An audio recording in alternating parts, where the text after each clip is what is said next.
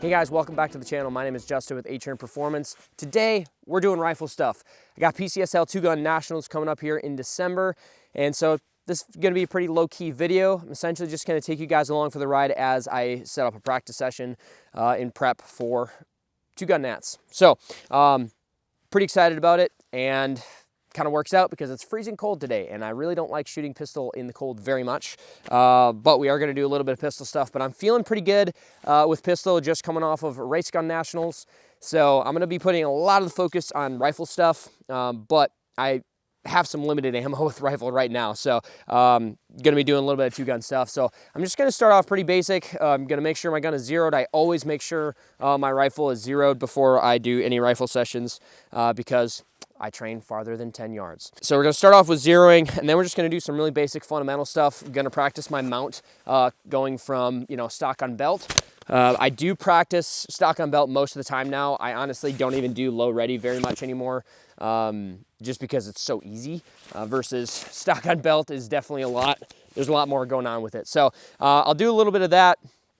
Do some recoil management, make sure my mount is good. Probably do a little bit of transition stuff, and then doing a lot of movement, because movement with the rifle is definitely where I feel like I'm just not quite as sharp as I'd like to be. So, and then we'll set up a stage or two and kind of run it. So, I know you guys are gonna ask kind of what my setup is here. So this is a modern material 16-inch gun in this pretty cool green color. And for the optic, I have a Vortex Razor 1-6, and then I have a Vortex Defender ST kind of riding on top in an ADM mount, American Defense Manufacturing mount, which is great. They're local to me, so I love those guys over there. Let's see. Nothing else too crazy. I don't have, it's just the stock trigger that comes in this gun with a muzzle brake. This is a competition division gun, so I have a nice magwell on here from, I believe, Driven Arms Co. I think is what it is. Yeah. So nice big old magwell there and a muzzle brake. So this thing is it's very nice shooting. So, and then for my belt, I just have my normal howitzer belt going on with a rifle mag, and then obviously my pistol. This is essentially just a limited optics setup, because in competition division I can essentially do whatever I want. So I have a magwell on my MMP. But other than that, pretty standard setup. I have my holster set pretty tight because I don't have any active retention on this holster, and I don't really want to use like my duty belt setup. So anyways, with all that being said, let's get to it.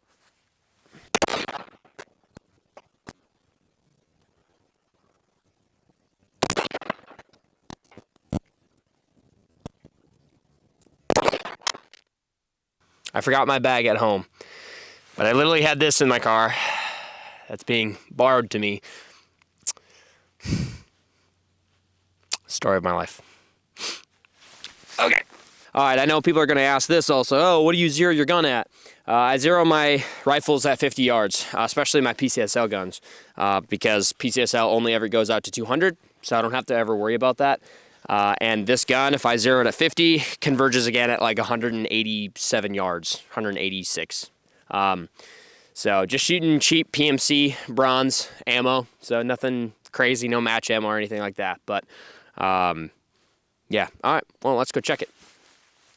All right, well, I'm definitely not the world's best group shooter, but we're looking pretty good. It's less than an inch at 50 yards. It's 5 rounds, so it's a little low right.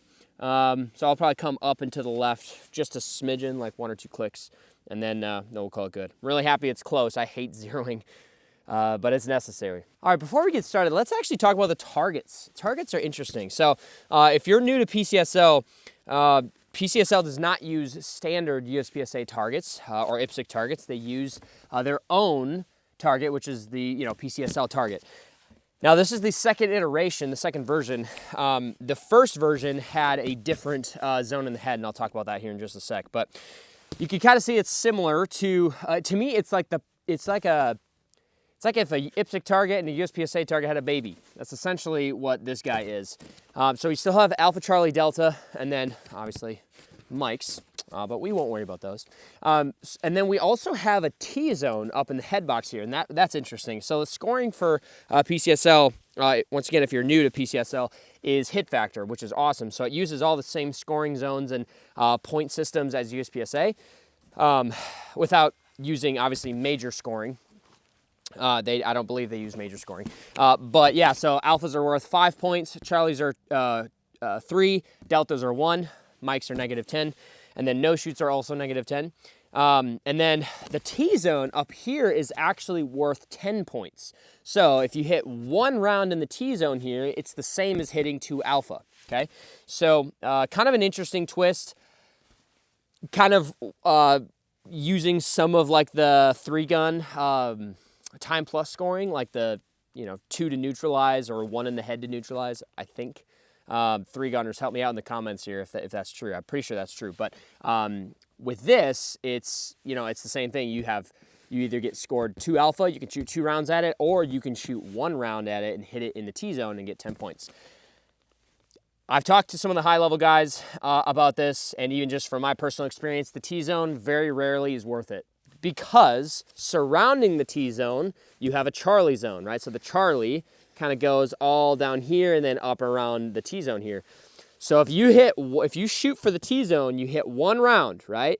And you're like, yep, I hit the T-zone, 10 points, awesome, it's the same as 2 alpha, but you missed the T-zone and you got a Charlie, it scored Charlie Mike, which is very painful. It is not good. Ask me how I know. So yeah, I'm not really a fan of going for the T-zone, unless it's going to save me a reload or something like that. But even then, like, reloading on the move is usually not a big deal. So, but I have done it before, like in a match where I think the pistol portion was, I think it was like 28 rounds or something, and my last position was like retreating, and it was a very awkward position, and I was like, you know what? I can hit 1 round, or maybe it was 26 rounds or 25 rounds, I can't remember, but I hit the T-zone like 3 times in order to save myself a reload, and it worked, and it was good. It probably saved me a little bit of time, but for the most part, T-zones are just, I think it's a fun challenge to add it, kind of creative. Once again, just taking a lot of the elements of like 3-gun, USPSA, the USPSA and PCSL Target together, like blending it all together to make it one just kind of creative outcome or solution, I think is interesting. So props to Max Leograndis for that. But this is the updated target, the version 2, the K. It used to be called the K zone. It's now called the T zone. But the K zone originally was a lot bigger, and the thing around it was alpha. So the alpha zone would go. Let's see, I'm doing this backwards. So the alpha zone would go all the way up to the head. Right? There was no Charlie up here. Charlie started like right here. I was not a fan of that at all, and I think a lot of people weren't as well, which is why Max changed it. But, yeah, but even still, even if you miss the T-zone, you got an alpha, you're still getting a mic, right? So it's still, it would be -5 points, right? So, which is not good.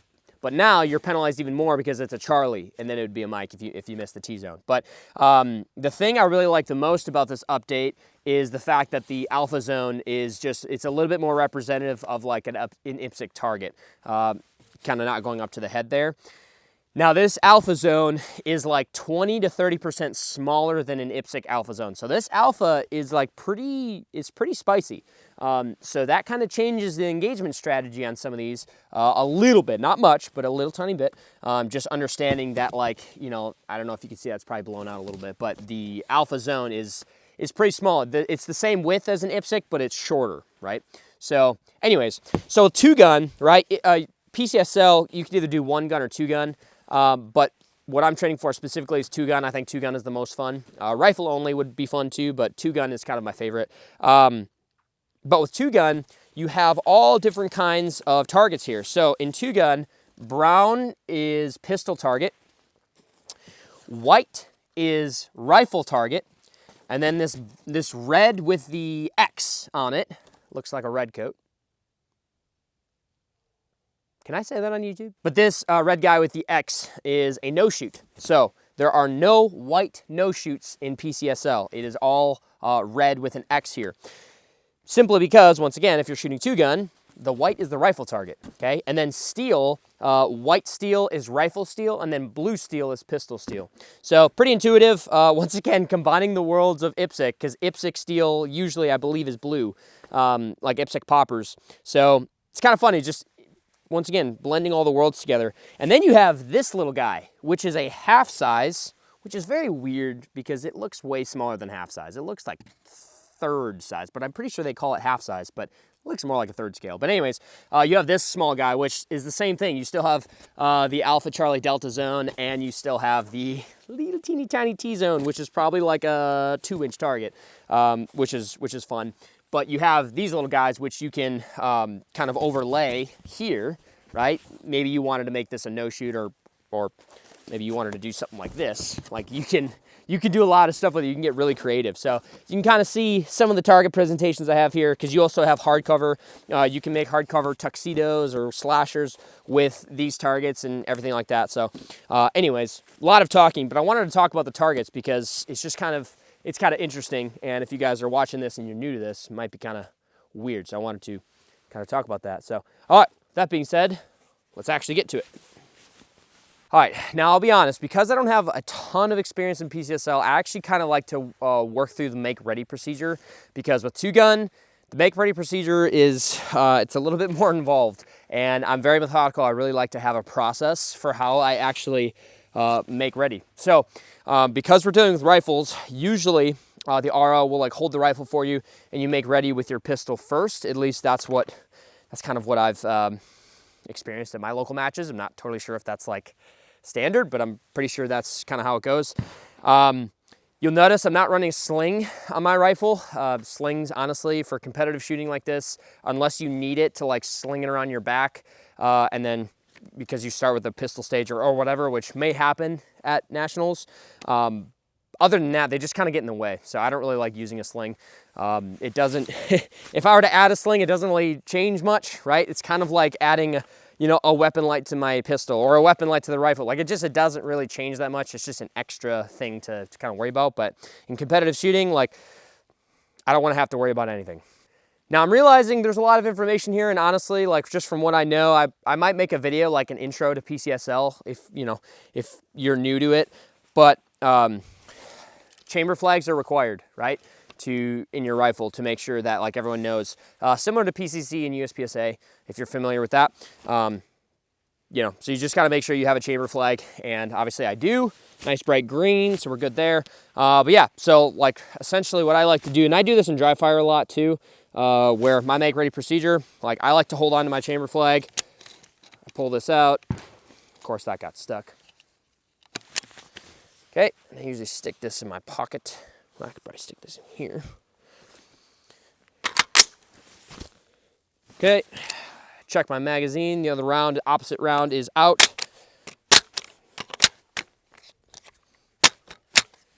There we go. Make sure your mag is seated, obviously. Get a couple presentations if I need to. And then I'll shoot, da-da-da-da-da. And then, interesting thing about, wow, that mag is really not sticking. So the interesting about 2-gun also is the unload and show clear process is very lengthy. It's very involved. And that is like essentially when you finish the stage, you're finished with rifle, you unload the rifle first, right? Or no, I'm sorry. You'd usually dump the rifle in a dump box, and then you draw your pistol, you shoot, do all the pistol things, unload and show clear. If you're finished, unload and show clear. So you unload and show clear the pistol, everything's clear, hammer down, holster, and then you have to go clear the rifle. So you go back, all the pasters and ROs have to stay uprange yet. You go to the dump box, you get the rifle out, unload and show clear. So magazine out, and then I like to catch my round, lock the bolt to the rear, if clear, chamber flag. Stick this bad Larry in there and then muzzle up and we're good, right? I got my round. Some people might be like, oh, that mag is effed. Yeah, but then range will be clear and then we can go down range and paste targets. So anyways, I'm not gonna run through that again. I feel pretty good about it. Like I said, I run that through in dry fire, but that's one of the things that I actually really like to run through, is just making sure my make ready and the unload and show clear is very swift, very easy, very fast, just because like these 2-gun matches, it gets very bogged down by people that don't know how to like load their guns efficiently and kind of expedite the unload and show clear process. So anyways, let's actually shoot. That was slow. All right, first shot in a 108. gotta be quicker than that.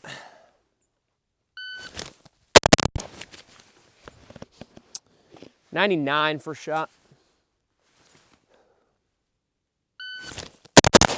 There we go, that was better. 78. Nice. 81.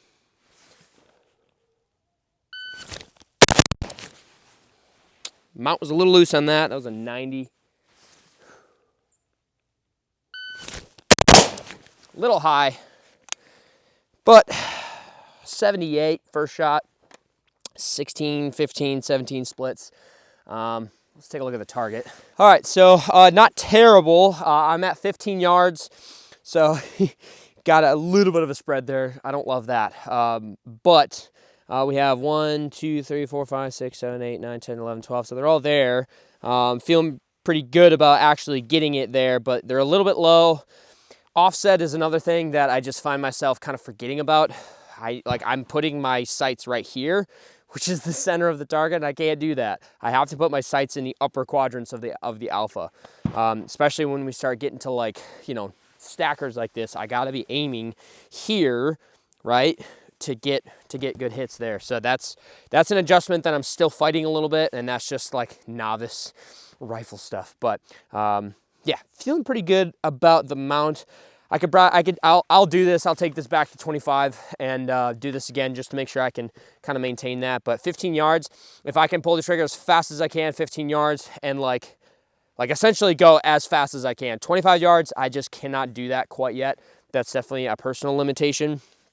But 15 yards, I can definitely do that, especially on like a tux like this. But yeah, not terrible.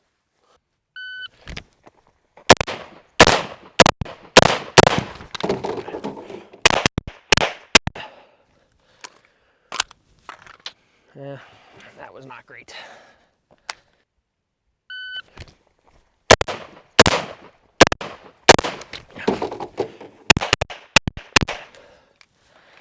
That was a little better.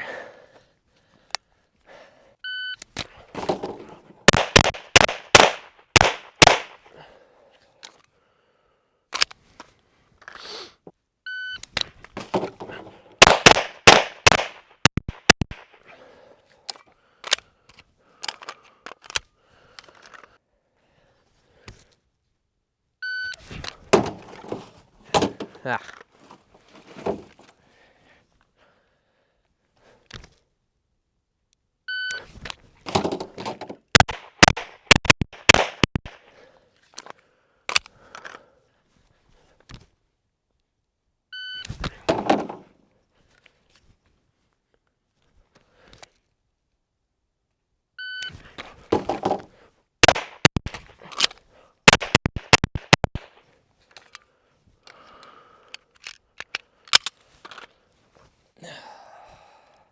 So something I'm trying to think about when I'm dumping the rifle is efficiency, right? This is something I first learned from Joe Farewell. I have not trained with Joe in person yet. I'm definitely going to be doing that very soon. Joe is an absolute stud.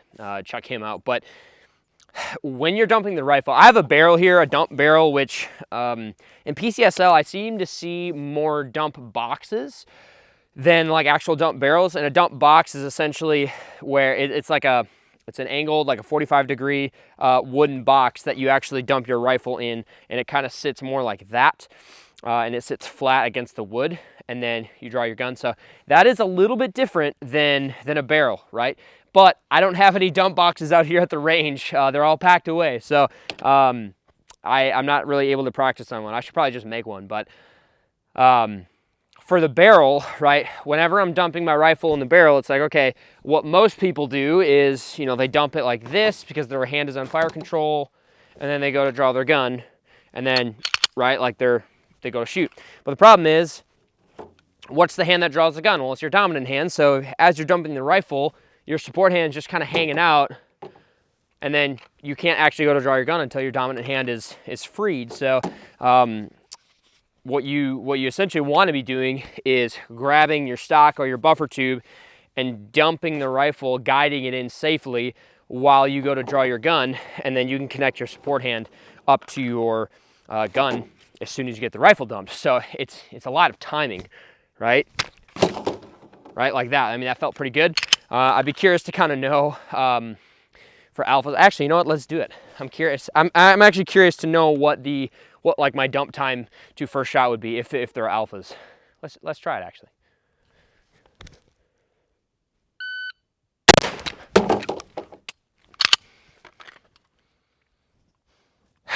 Might help to load my gun.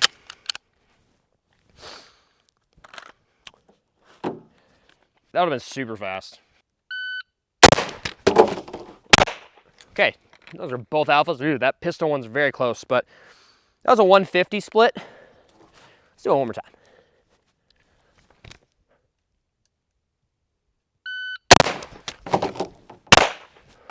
Two very good hits. 161. A little bit of a hiccup there, but yeah, I mean, 150 at a, you know, like a 10-yard target. Alphas, I guess that's probably okay. But yeah, that's kind of what I'm trying to think about. And you probably noticed me there, like, obviously, like, if you have the dump barrel there, you may very well end on a target off to the side or on a wall or something, and then you have to swing around, or even this way, and then it's even more awkward. And depending on how close you are, sometimes you even have to lean back a little bit to get it in. But with a dump box, it's a little bit different because it's not quite as easy with a dump box because you're not just essentially just dumping the rifle, even though it's called a dump box, but you kind of have to guide the rifle a little bit more on the dump box so that it doesn't like bounce and come out. So it's a little bit more of a gentle, you can even go the opposite way too, but it's a little bit more of a gentle kind of set down, but even still, like, I just want to make sure the mechanics are there. Oh no, my gear is scuffed up. All right, got a little transition drill here. Should have enough here for this. Might do a couple different iterations of this, but we'll do, I'll start on the far tucks. We'll do tucks, slasher. I'm just gonna do this. I don't wanna do the double stack. I'm just gonna do 3, and then I'll dump the rifle and then do those 2 pistol. All right, let's see. Yeah, we'll see how it goes. Here we go, stand by.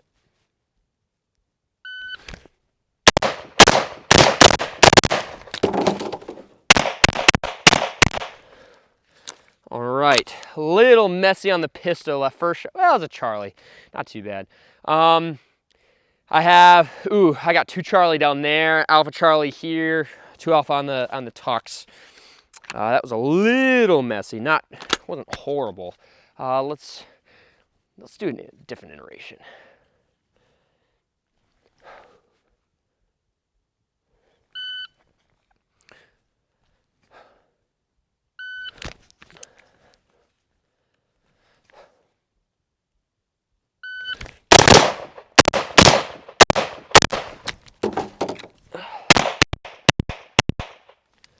Oh, that was a very messy transition. Blech. That was icky.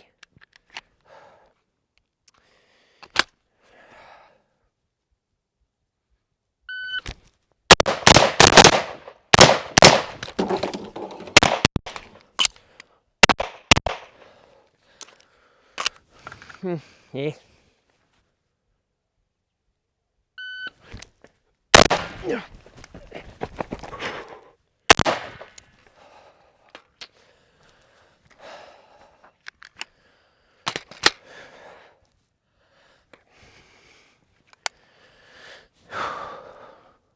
It's a 453.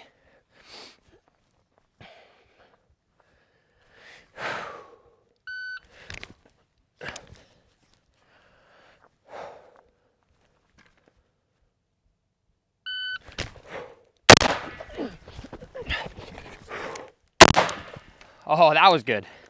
That was good. Ooh, yeah, that felt good. 455. So I have my partials at like 30 yards, maybe, yeah, 30, maybe 35, I don't know. I have them a ways down there because I'm essentially just trying to simulate steel. So I'm just doing 1 round, also to conserve ammo. I have a little bit less ammo than I thought, and I still want to get to a stage or 2. But yeah, it's interesting because when you only have one shot, like especially with steel, it just kind of forces you to be a little bit more careful. And I'm trying to treat this as though like the mic, right, in the hardcover would be a mic on steel. And yeah, just really trying to soften my entries with a rifle. It's a lot harder than a pistol. It's a lot harder. So it's not quite as hard as like actually shooting on the move with a rifle. That's probably what I should be working on the most.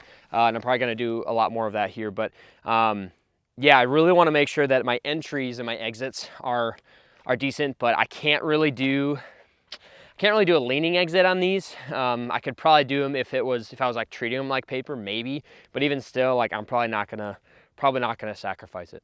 And the thing is, I could always run this dry too, honestly. Like I ran it like dry once or twice before I actually started shooting, and like that helps a lot. I have my par time set to like 4 seconds, which is definitely not meeting that. I'm a half a second over that. But it's kind of nice when you set a par time for yourself and you force yourself to go at that speed. It kind of forces you to do everything faster and then figure out. And then once you actually get to the shooting and you're held to the accuracy standard that you're trying to, hold yourself to, then expect maybe a little bit of a delay there, maybe a quarter second, half second, 3/4 second, whatever. But if you can kind of hold that like 1 second buffer, or be within a 1 second of the par time that you're kind of setting for yourself, the aggressive par time, you're probably doing pretty good. All right, got a little stage set up here to kind of finish off the session, work on some shooting on the move here in this stage. So I have 1, 2, 3, 4, 5 rifle targets, and I have 3 pistol targets. So yeah, 10, okay, yeah. And then what I'll do is I'm gonna have a start stick right there, and I'll start in the front and then have the dump barrel come in the front there. I'll also make this an unloaded start because I know that at Nationals there probably will be at least one unloaded start, I would think. So we'll do that, and then I'll actually score this hit factor, and we'll see what we can get. I'm gonna establish some rules for this stage. I have to shoot at least one target on the left side of the barrel, right target on the, one target on the right side of the barrel. I have to take one target through the port, and then that's it. And then with pistol, I have to take the one pistol target on the right side of the barrel, which is going to be the top of that double stack there. So I can take the 2 pistol right there and then end off on the pistol right there. So this should be good. We're gonna see what happens.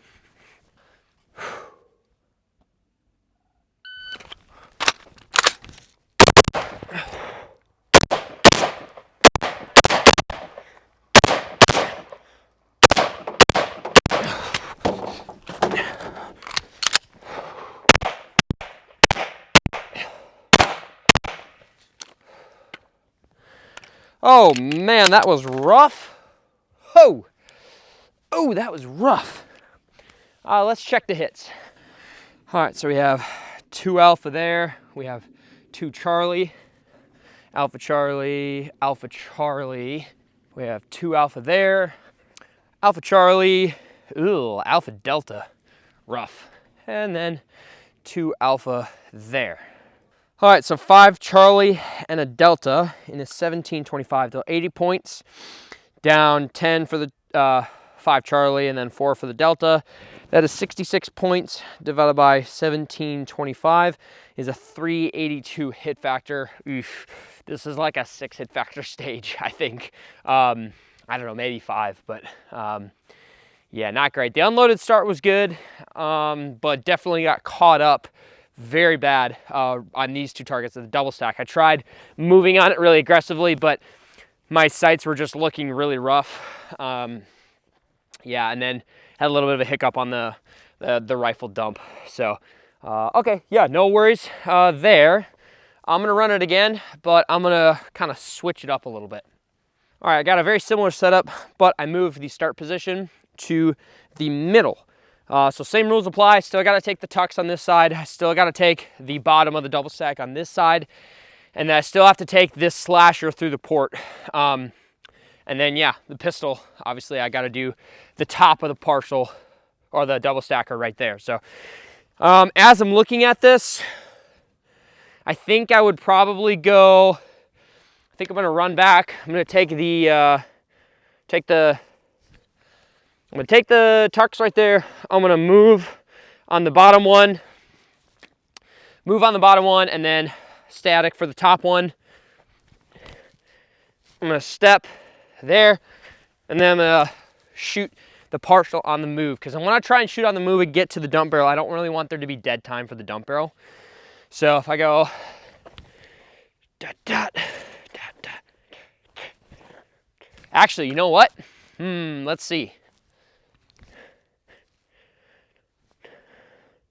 Yeah, yep, I'm gonna go tuxedo, bottom of the double stack, partial, step, slasher, there, and then dump it, and then do it. Okay, all right, here we go.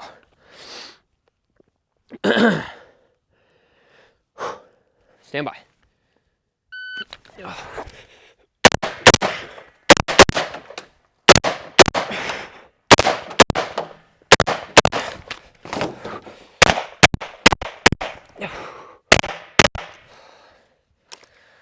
All right, I'll leave that loaded.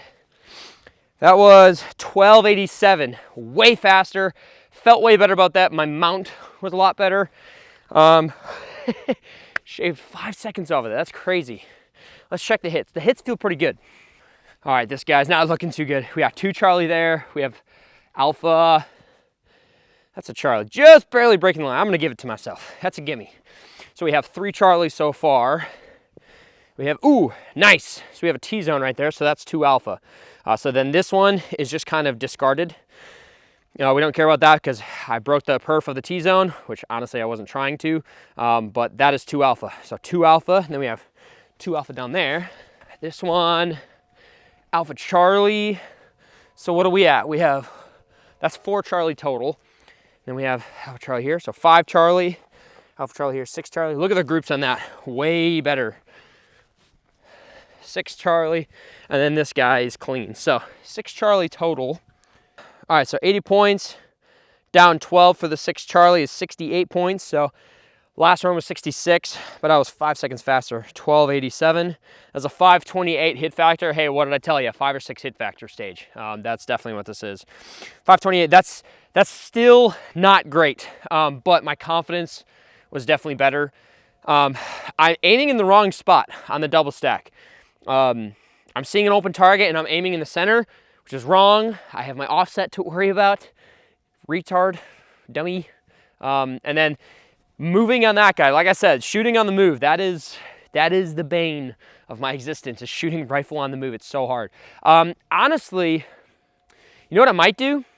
I might shoot this again and shoot every target static and see if it's quicker. Because if I shoot them static, I'll be able to shoot way faster and then run. I don't know, we'll see. The 528 hit factor, 1287. I want to see if it is faster to actually just take the target static and then shoot. We'll see what happens.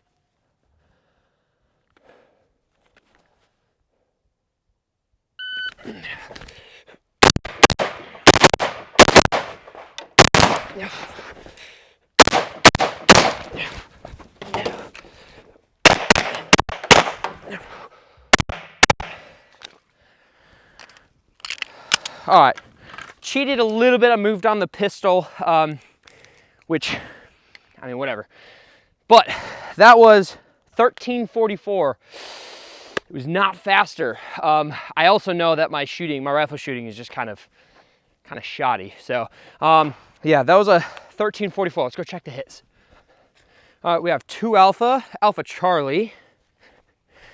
We have T-zone, which is 2 Alpha, 2 Alpha. This guy's Alpha Charlie, called that Delta. I think that was there before, yeah. Or I think that was not there before, so made it up. So 2 Charlie so far. Got lucky on that guy, that's a T-zone, so that's 2 Alpha, 2 Charlie, not good. That's 4 Charlie total. Yep, sure enough, I called this guy. So I called this guy right on the edge, but I knew it was still a hit, or I was hoping it was a hit. So that's a Charlie. So I think 5 Charlie. All right, so 5 Charlie, I think is what I said. So that'd be 70 points. divided by 1344 is a 5.2, so it's pretty much the same. But once again, that's just because my rifle work is just not great. Yeah, I'm probably gonna run this stage maybe once or twice more. But yeah, thanks for coming along for the ride, guys. I know this is kind of an impromptu video, kind of low key, nothing super structured or crazy, but yeah, this is kind of how I would practice for a major, especially something that I'm not like super comfortable with, or a sport that I'm not like super proficient in or comfortable.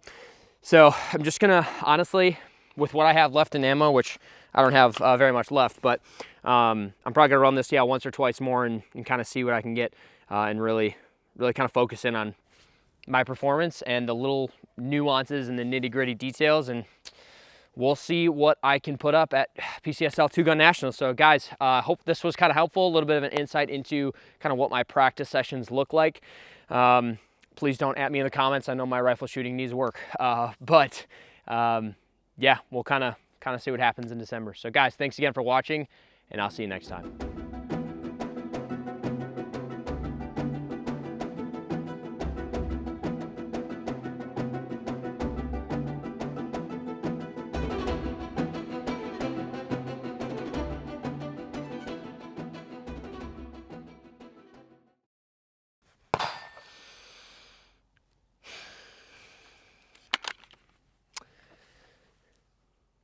DF. Gee, I wonder what that stands for. Maybe defensive ammo?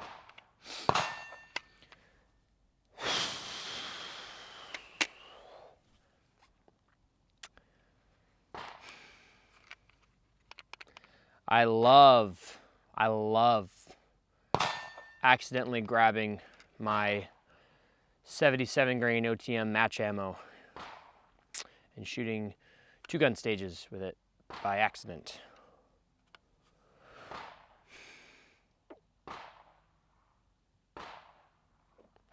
Well, there's $30 I'll never get back.